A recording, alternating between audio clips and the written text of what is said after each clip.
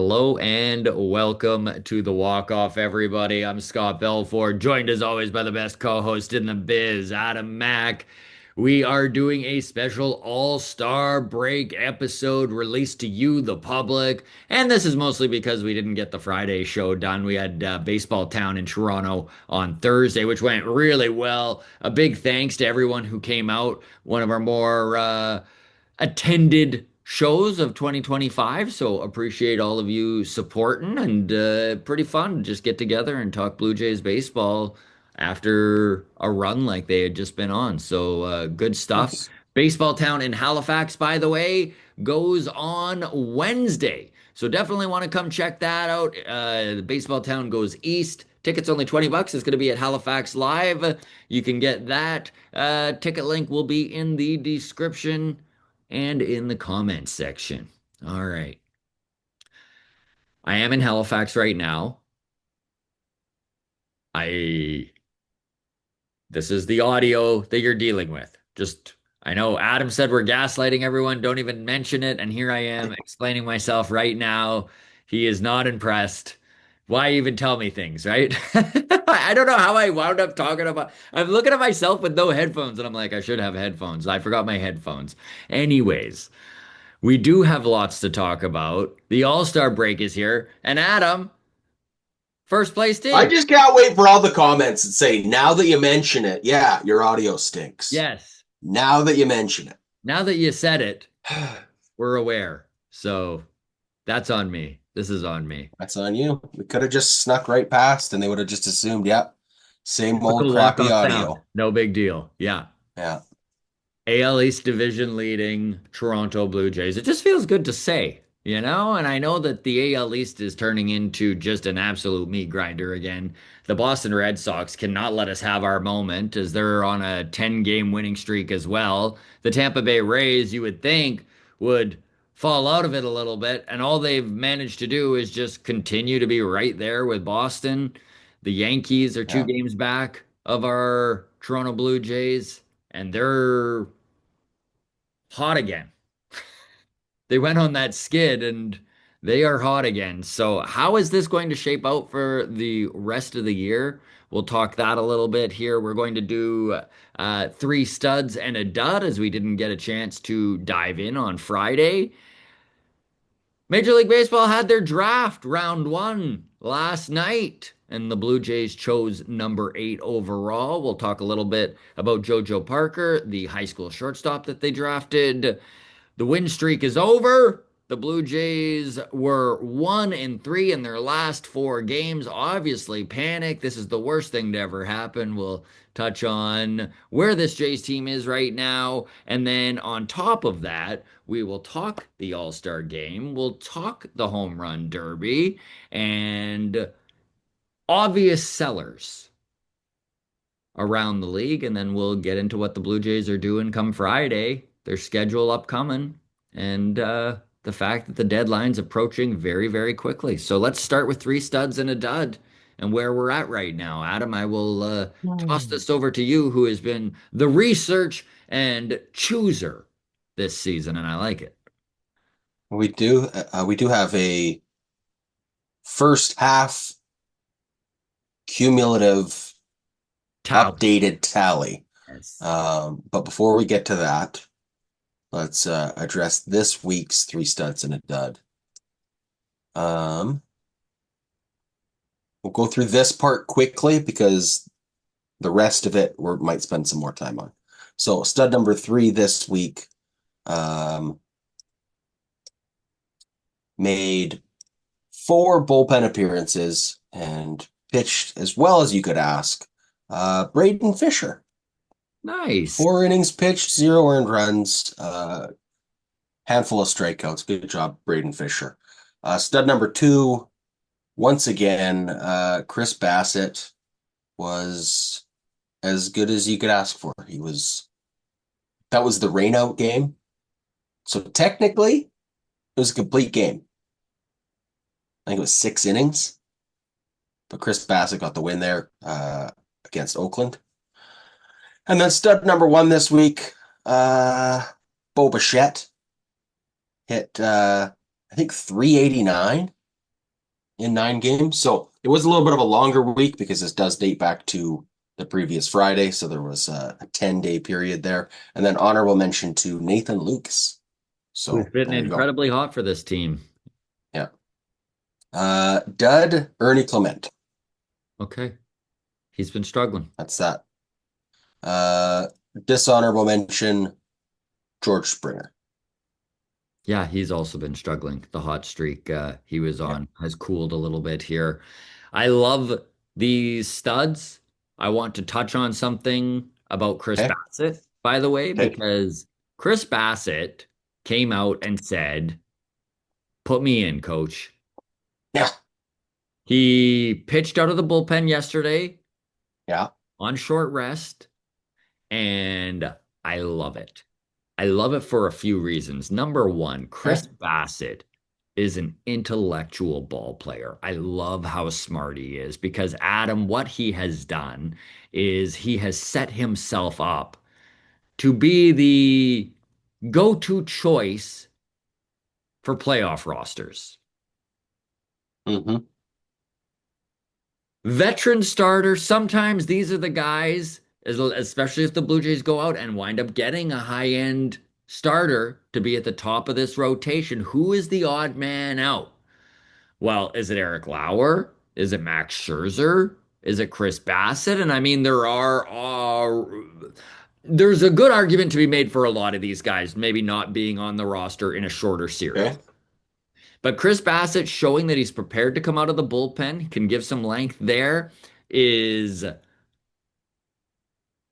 able to do it too is another Mm-hmm. big one, right? Because it is a little bit different mentality coming out of the pen than it is doing your routine throughout the week, your start every 5 days. There's a little bit different headspace to it. And so showing that at 36 years old, he has the ability to do that, to be that bullpen guy. I mean, I was so impressed that he offered it. I Mm-hmm. I was impressed that he did it. And he looked good doing it. And so, veteran guy showing his value, I applaud it, man. Like, old man Bassett, put him on any playoff roster I'm making. I'm with you. Bass has been awesome. So with the playoff crunch in mind, you're looking at a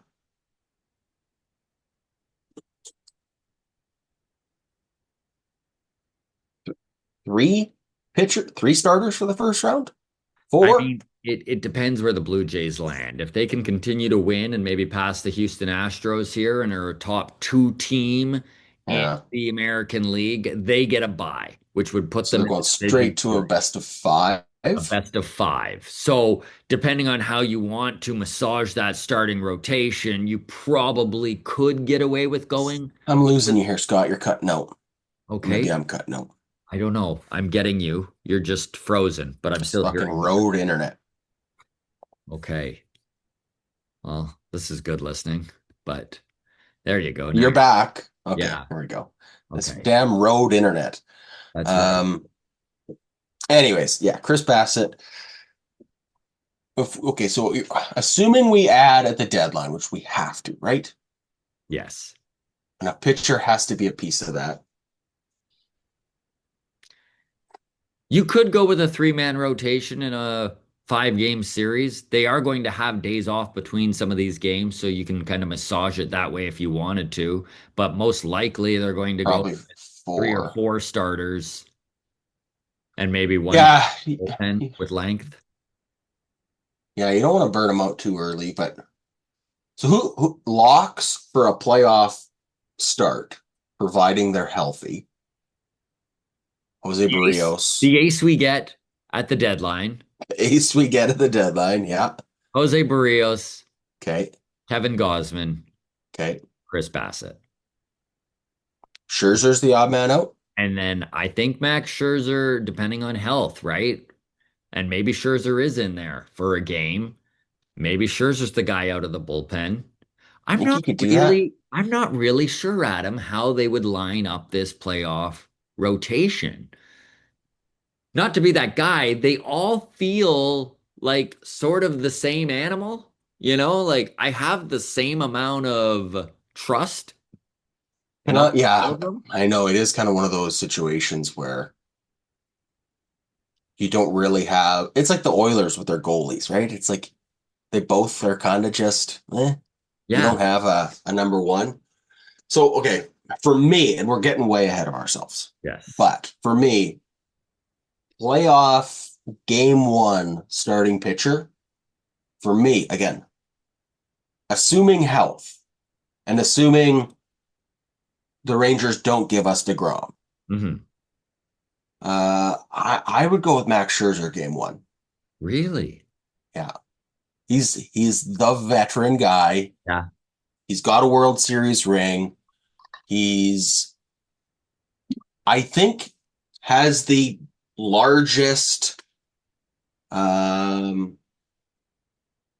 range of outcomes for a start, Hmm. right? Like I think he can go and give you seven shutout innings in game one, and he can also have a sore thumb and need to be pulled after game one. So I would want to use him because that's the whole reason we got him, right? Was like, okay, veteran presence, the maturity to set the tone in the playoffs.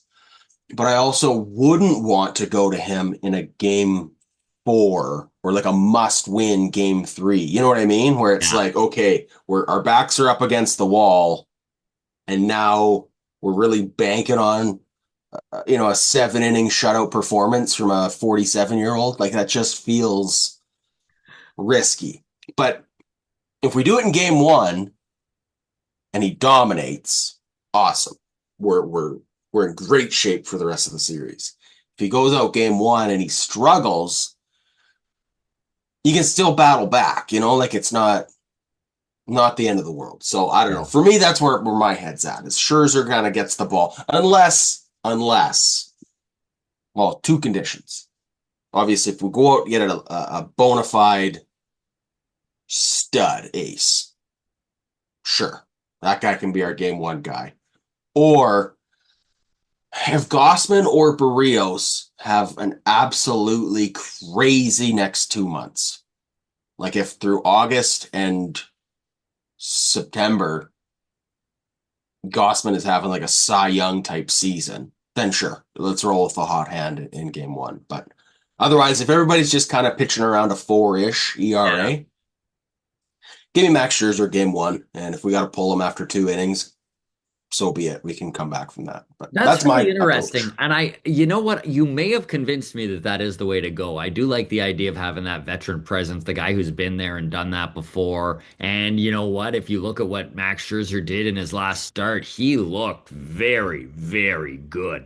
The amount of Yeah. whiffs he was creating was he looked like he was 35 again. Mm-hmm. Like Yeah. he looked 35. like a spring chicken out there. It was Yeah. pretty cool to see. And you know what? To give this team 6 innings was important.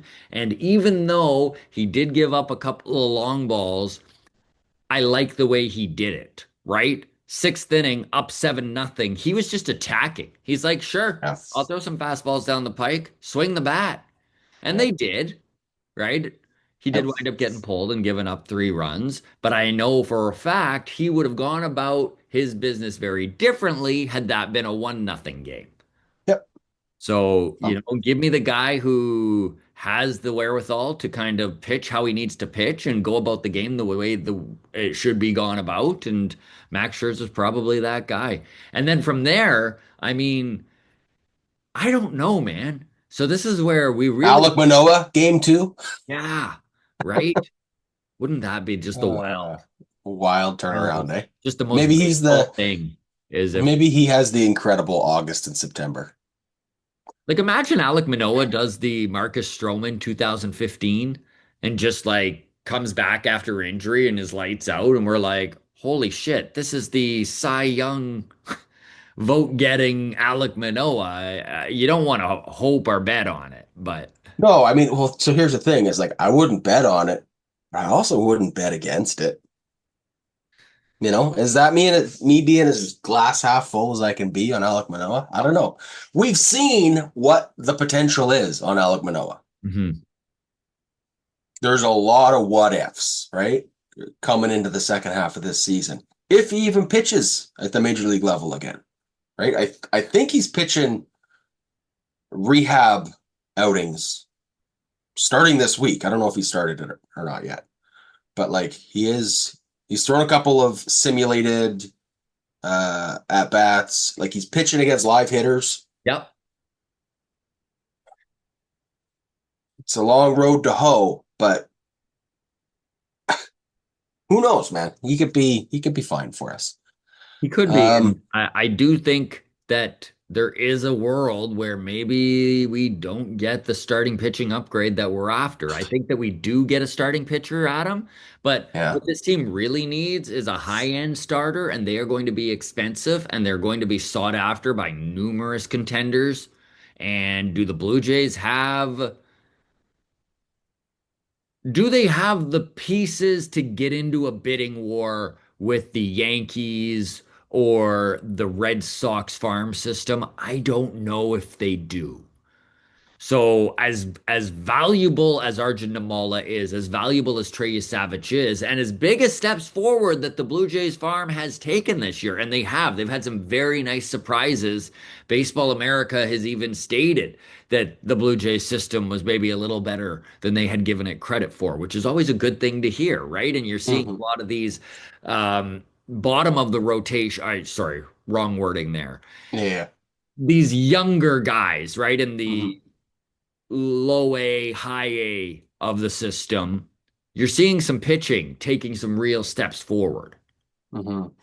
Gage Stanifer, Cal Steven, King, what's his name there? Joe, I forget the King, but he's in Dunedin right now, 18 years old, right? So they do have some youth and some guys that are really drawing some attention, getting some hype, Yeah.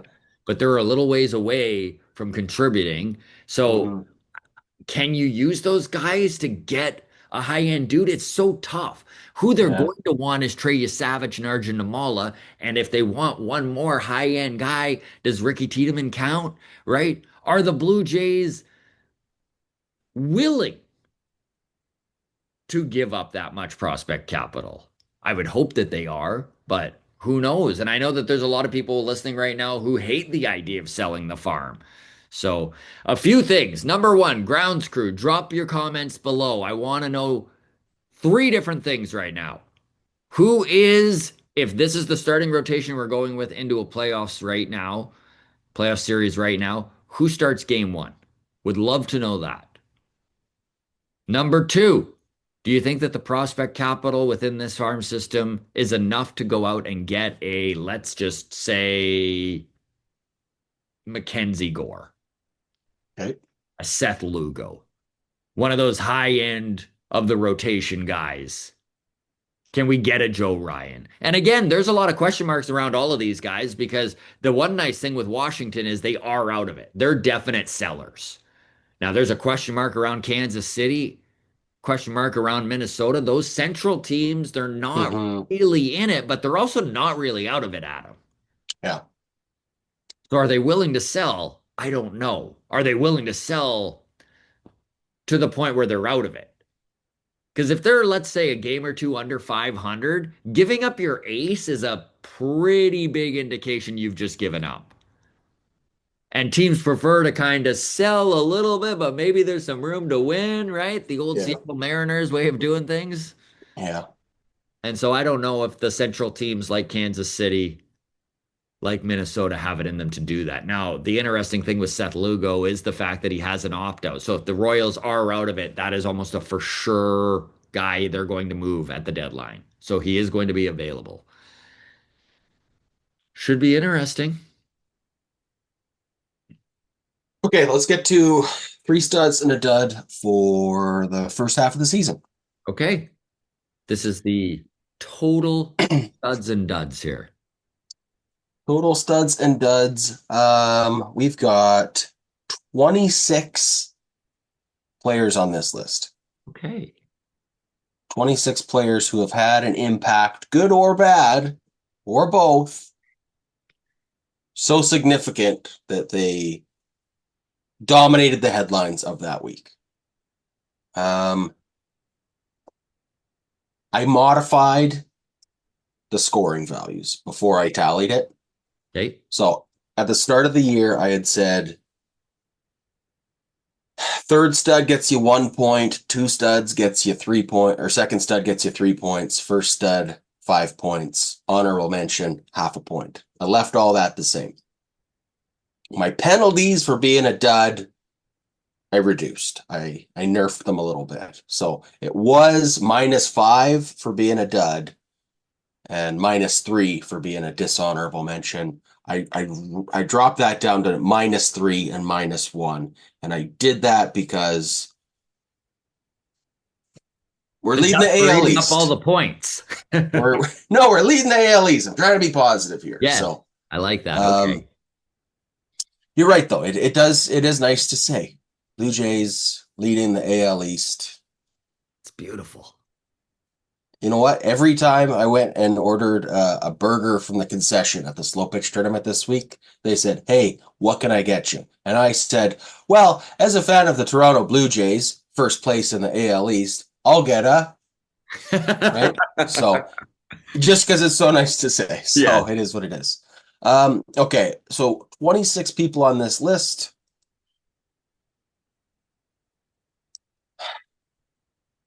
Who do you think's number one? I'm going to. Grounds crew, put it in the comments too. Who do you think's number one, and who do you think's dead last? So I think George Springer Okay. is our number one. I do think Chris Bassett is also a top three guy, which just is because he's had some really high weeks, and I don't think he's been on the dud list. I could be wrong about that. Okay. And then I do also think now I'm well aware that Johnny Eaton complains constantly that Ernie Clement doesn't get enough love, so he's probably not in there.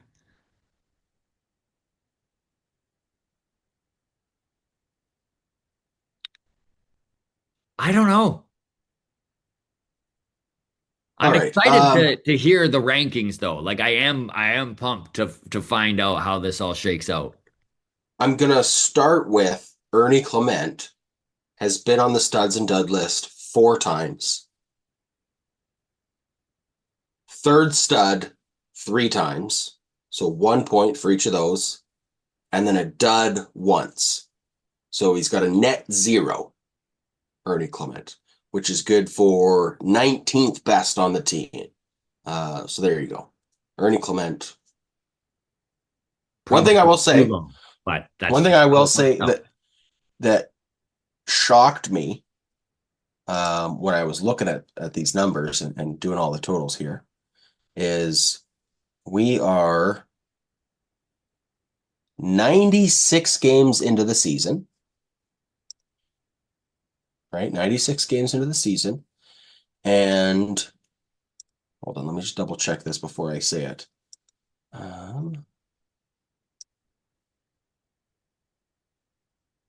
No, I want year-to-date numbers.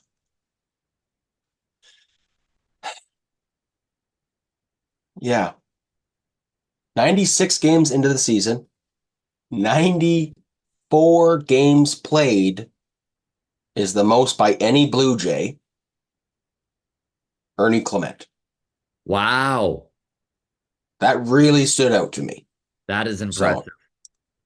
so read into that what you will. Ernie Clement, 94 games played. Vlad Jr., 94 games played. Bo Bichette, 93.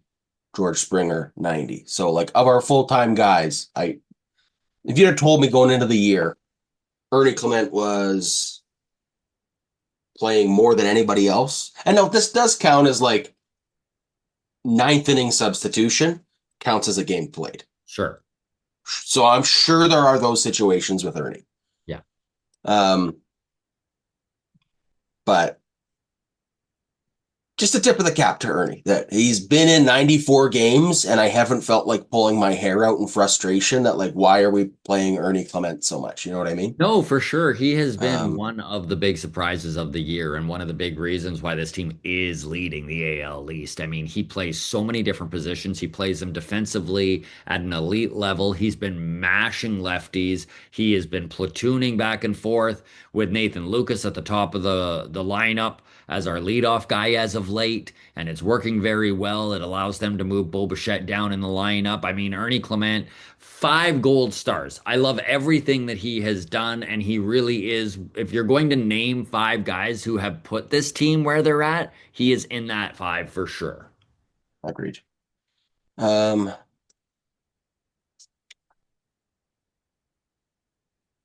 so yeah, Ernie Clement, there you go. He is a 0 on the season, but really good. A hero in Uh, our hearts. let's go through our top 5 then. Vladdy is number 5 Okay. with a running total of 7.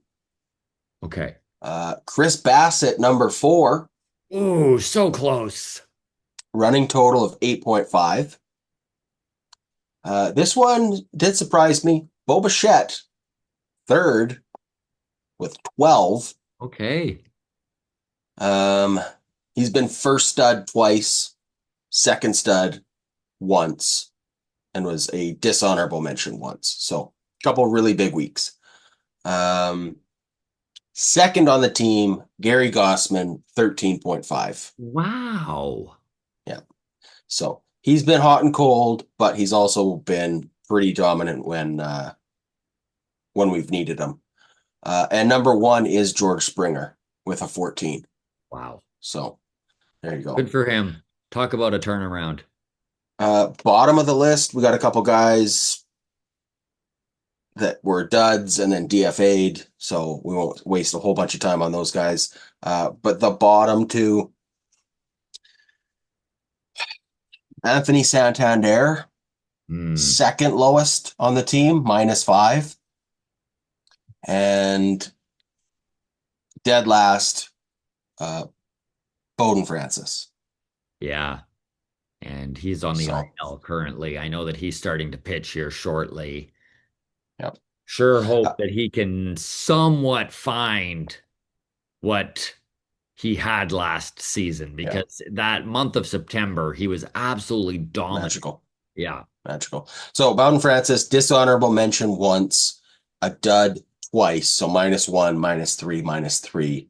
Santander was a dud 3 times and was a dishonorable mention once. So that's -10 right there.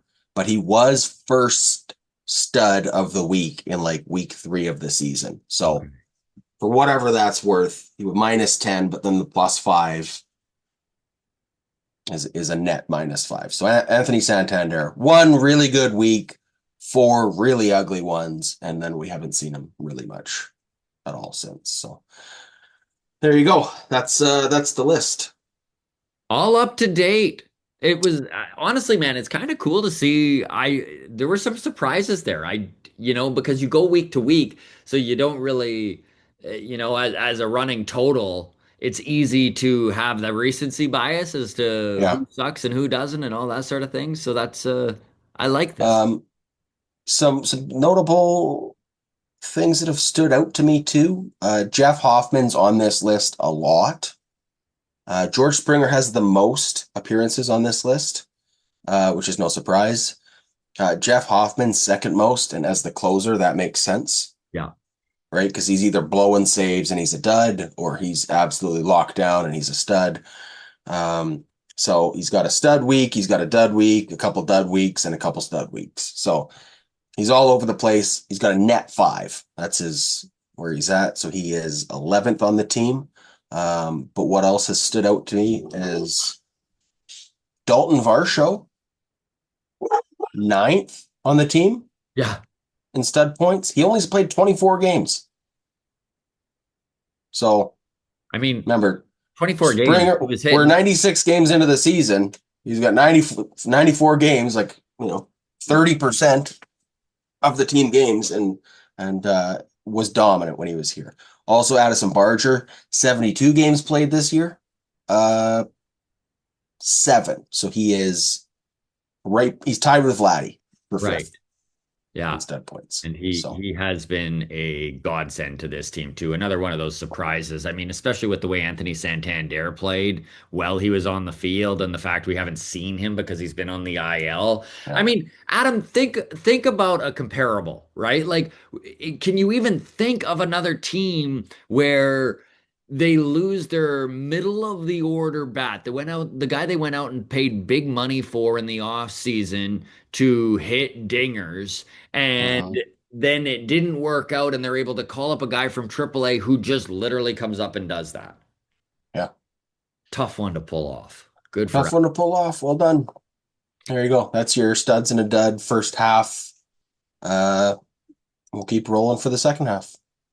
Moving on to the draft. Round one happened yesterday. Of course, the MLB draft happens every year over the All-Star break. Is it the only sport that does the draft during the season? It is, right? I think so, yeah. I think so. The I Blue don't know when NBA does because I don't care about NBA. Yeah, no, the NBA does it during the off season as well. So you look at where the Jays were picking, they had hopes of maybe even sliding into the top three, and that's because they finished so badly last year, and then they actually wound up sliding down throughout the draft lottery happened, and they wound up picking less than what they probably should have. But they did land in that number 8 overall spot. They wound up taking a high school kid, went with a very high ceiling guy, but very raw, right? JoJo Parker is his name. He is currently playing shortstop, but from all of the reports, he might not stick there. They don't think that he's quite as solid at the position as, let's say, Arjun Namala was at the same age, where they really projected him to be a long-term shortstop. He's so young, it's really hard to make claims like this, right? To start picking apart a kid's defense before he's even, dipped his foot into the organization and into the minor league system. So time will tell on JoJo Parker. Folks are really excited about his hit tools. Supposedly one of the best hit tool guys in the draft. Incredibly high ceiling on him again. And power looks good, grades at a 60. Speed is probably his asset that is lowest on the rankings and he grades out right around league average. So, you know what? Cross your fingers. Maybe we see JoJo Parker in a Blue Jays uniform in what, Adam? 5 years? 23 years old? Like This it's is why it's tough to like give a fucking flying hoot about the Major League Baseball draft. yeah, Like basically all other sports, at least the top guys getting drafted. It's like, okay, this be an impact player next soon. year. Or like, Yeah. gonna be a third line center this year, or is gonna be the face of our franchise for years to come. And it's just like, okay, well, see you in 5 years. Hope it goes well. Mhm. I don't know. It's tough. It's tough. There's Yeah. so many intangibles when it comes to player development. It's why what the Blue Jays are doing, man, with this next man up shit is so impressive because in a Yeah. league where player development is so important, it's really difficult to stockpile depth pieces because everyone's developing, right? So it's Mhm. tough to have like a stable of guys that can just be called up and all of a sudden hit 12 dingers, 13 dingers when you need them. Looking at you, Addison Barger, but it is sure a nice turn of events, and it's why this Toronto Blue Jays team in 2025 is in the playoffs. It's a beautiful thing. We were talking this weekend about Cal Raleigh going for Barry Bonds' Yeah, home run record, yeah. but it was like home runs before the All-Star break or Mhm. something, I think was the record, which like, is A there a very worse baseball rec stat to start is talking there a about. worse record to have? Like it's bad. I mean, it's cool if you want to tell me Cal Raleigh's on pace for 72 home runs. Okay, cool. That perks my ears up. I don't Yeah. know what he's on pace for. Um, but this is baseball really loves breaking it down. Like the quote from Mr. Baseball, right? Of like, what is it? I led the American League in ninth inning home run or doubles in the In month of doubles? May or whatever, Yeah. right? Like Yeah. it's like, okay, yeah, it really got that record nailed down. So not to take away from what Cal Raleigh's No, doing, not at all. but Especially as a platinum gold glove catcher. I mean, it is absolutely insane what Big Dumper is doing. We will get into the home run derby and all-star break right away. Of course, Cal Raleigh probably will get some love in that discussion, but let's start with the fact that the Blue Jays win streak is over. And they did wind up losing the series to the A's here yesterday, kind of in heartbreaking fashion. Just didn't seem to show up. And listen, I want your opinion on this, Adam. And grounds crew, please leave your comments and we'll tackle this on mailbag. There is rhetoric on X that this team showed they don't have the metal, right? There's a group of the fan base that feels that, you know what? You have to do better than 3-3 against the White Sox and the A's in the season series. And I know that this might rub some people the wrong way, and this is probably a very old man take. I have a hard time reading anything into this. Like I kind of shrug my shoulders at it and go baseball. Like I would far rather them win 4 games in a row against the Yankees, a division rival, Mhm. when the chips are down and it matters and they need to make up ground within their division, than I actually care about them letting down after a 10-game win streak. This is not some incredible new thing in sports where a team has a hell of a run and then has a bit of a letdown. Like Adam, they played 19 games in their last 20 days. Like it has been a grind. They've been on the road Mhm. numerous times throughout this. And now we're at the All-Star break. I just kind of chalk it up to, yeah, it sucks they went 1-3 in the last 4 games.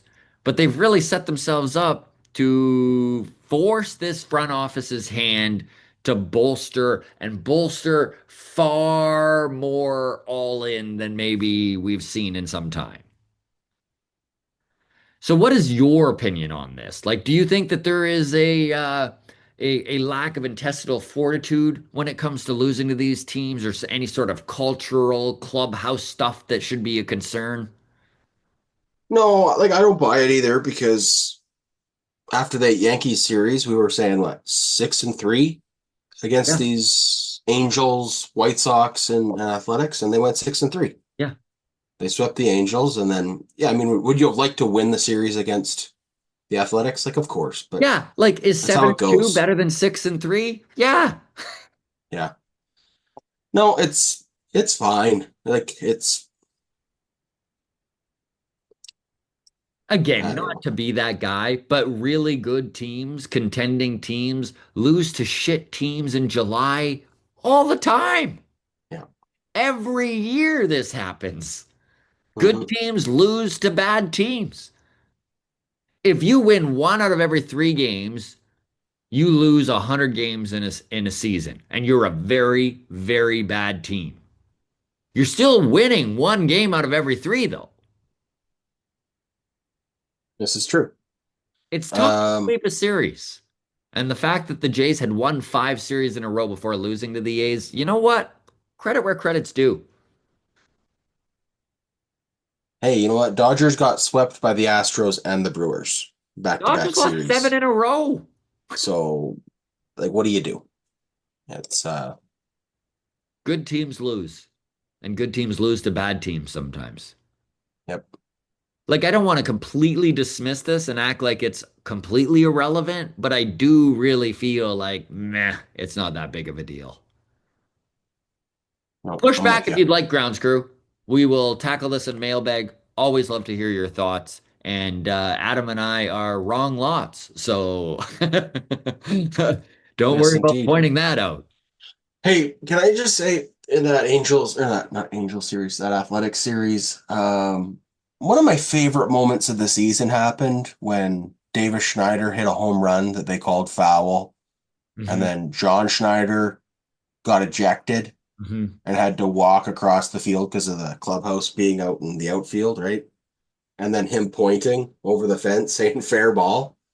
And then I think the next pitch, David Schneider hit a home The run home run, anyways. yeah, It's against like, the A's there. It was beautiful. Loved it, so man. good. Just Loved it. hit a foul ball. Your manager gets ejected arguing it, and then you finish your at bat by just making it a no doubter. Completely Anyways, irrelevant. Yeah, so good, so so good. awesome. But that's baseball. That's the romance of baseball they talk about, right? Yeah, it really is. So let's take a quick look at the AL East and just where the standings are around the league right now. The Blue Jays 55 and 41 to end the All-Star end games before the All-Star break here. They are in first place in the AL East. The Yankees currently sit 53 and 43, 10 games above 500. They're 2 games back of the Blue Jays. The Red Sox on a heater. They have won 10 in a row. They're 53 and 45, 1 game back of the Yankees, 3 games back of the Blue Jays. The Rays, 5.5 back of the Blue Jays for first place in the AL East at 50 and 47. And even the Orioles, who are the worst team in the American League, are still only 9 games below 500, which is much better than the bottom of every other division. Moving to the Central Division, the Tigers hold the best record in all of the American League with a 608 win percentage, 59 and 38. The Twins are second in that division, 2 games under 500. So it does go to show you where that AL Central is at. And if you just take a look at the wild card standings right now, all of the AL East teams are in a dogfight for a wild card spot. The Yankees hold the top spot, and then the Red Sox second. The Mariners are in the final spot, the third and last wild card, with the Rays only 1.5 games back, the Rangers 3.5 games back, and the Twins 4 games back, as well as the Angels and the Royals 4.5. So this is what we were talking about earlier with, can you really pinpoint who the sellers are? It's really tough. Something's got to give in that AL Central, and I think it will just work itself out. But it will be difficult to really get these teams to flip sooner than days before the deadline. I think that these teams are Mhm. going to take all of the time that they need to make the decisions. I think obviously they're going to have talks with general managers, and they're going to be ready for whatever decision they make, whether it's to trade and sell or to trade and buy, right? So we will take a look down the road at where the standings are closer to August 1st. And unfortunately, that's just kind of where the American League is at right now. Taking a quick look back at the AL West, the Astros lead the way 56 and 40. So again, the Blue Jays 55 and 41. They're 1 game back of the Astros. And why that is important, and we touched on it earlier in the show, is that if they can become the second best team in the American League, they get that bye. And they don't need to worry about a wild card spot. Of course, if they win the AL East, they get home field advantage. But if they finish third in the American League, they still need to do a wild card series against the third wild card spot there. A little bit muddy. I know that I probably didn't make that sound as clear as I could have, but that's the way it's looking. So the Mariners do hold a wild card spot. They're 5 games back of the Astros, and then from there it's the Rangers 1 game below 500, the Angels 2 games below 500, and the Athletics 41 and 57, second worst team in the American League behind only the White Sox. Gonna touch on the National League really quick here, but we're going to do it quicker than the American League. So the Phillies lead the NL East, and then the Mets are half a game back of that. The Marlins are in third spot, 10.5 games back. So the rest of that division's basically out of it. The Braves are kind of the shocker in the NL East, who are 42 and 53, 11 games Mhm. under 500. So they will be sellers, which is interesting. The Cubs lead the Central Division. And of course, the Milwaukee Brewers try to have them be a bad team for a season. They refuse to do it, man. They're one game back of the Central Division. And then the St. Louis Cardinals, 5 games above 500, 6.5 out of the Central. The Dodgers lead the NL West, despite their 7 game losing streak, and the Padres 5.5 games back of that. The Giants 6 games back. And if you just look real quick at the wild card in the NL, the wild card teams are the Brewers, the Mets, the Padres, the Giants half a game back, the Cardinals a game and a half back of that. So things are getting tight in both leagues. It's going to be really an interesting trade deadline, man. Like, I'm really excited for this. It's going to be wild. There's going to be a lot of teams vying for maybe not enough talent, and we could see some pretty wild bidding wars. And this is what I was talking about. I actually did a cut in on the Fan 590 with Roger Lajoie, and we were kind of talking about, do the Jays have the prospect capital to get a top end pitcher if they wind up in a bidding war with some of these other teams? And what are the options they could go? So if they can't get a starter at them, what do you want to see them do then? Because I'm kind of in the boat of, okay, if you can't get a legit starter, let's make this bullpen the best bullpen in baseball. Like, let's go out there and shorten the games to the point where if your starter can get through 4 or 5, you have a pen that can kind of carry you the rest of the way. I don't even know if it's doable, but it might be the best way to contend with like a Tarek Skubal. Yeah, I mean, I just don't want to see a back end starter. Like, I don't want to see a number five. I'd much rather, like you said, have go get another closer and slot him into the setup man role, Hmm. or or demote Jeff Hoffman. I don't know how the chemistry on that would play out, but yeah, like something like that where it's just really bolster the bullpen. But you, I think, also really need a power bat if that's the direction we go. I don't think you can go through this trade deadline without getting a top three starting pitcher like in your rotation, like a Gossman Barrios level guy, or you've got to then bolster the bullpen and get a bat. Like I don't think bolstering just the bullpen is enough. That's Yeah. Yeah. that's And where I'm at. that's fair. Let's talk the home run derby and all-star break and all-star game real quick here. Let's Right. start with the all-star game. And grounds crew, please drop your comments. Do you care? I mean, I'm gonna watch it, but I don't really care. In fact, I'm more excited about the home run derby. Where are you at on the all-star game?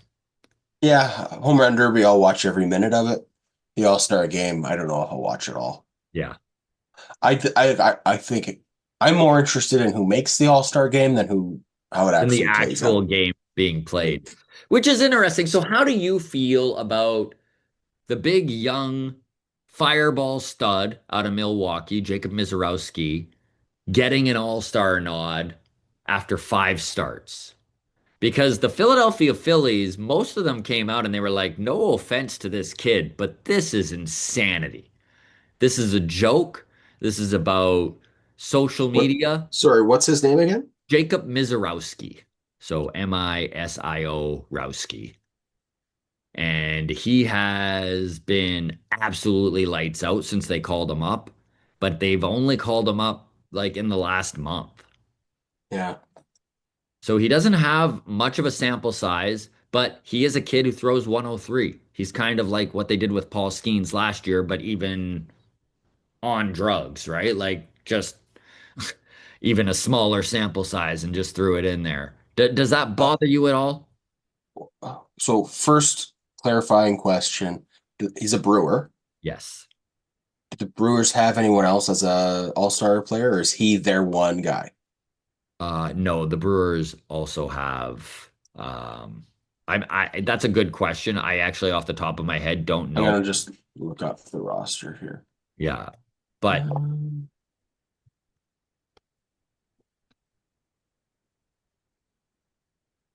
because he was one of the replacement guys. So I forget who it was that chose not to pitch in the All-Star break, and then they put Mizorowski in. I can Google Brewer All-Stars here. Sorry, bud. Well, they got Trevor McGill in relief too, Okay, right. and Freddie Peralta. And Peralta. So Okay, so he wasn't just like a default, someone's got to go. That's the question I was getting at, yeah. which I have my own problems with. I mean,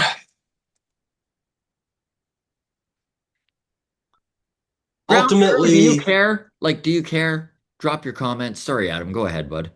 well, just ultimately, these are for the fans, Hmm. right? These are to acknowledge. I don't know. I don't know. I'm kind of torn on this.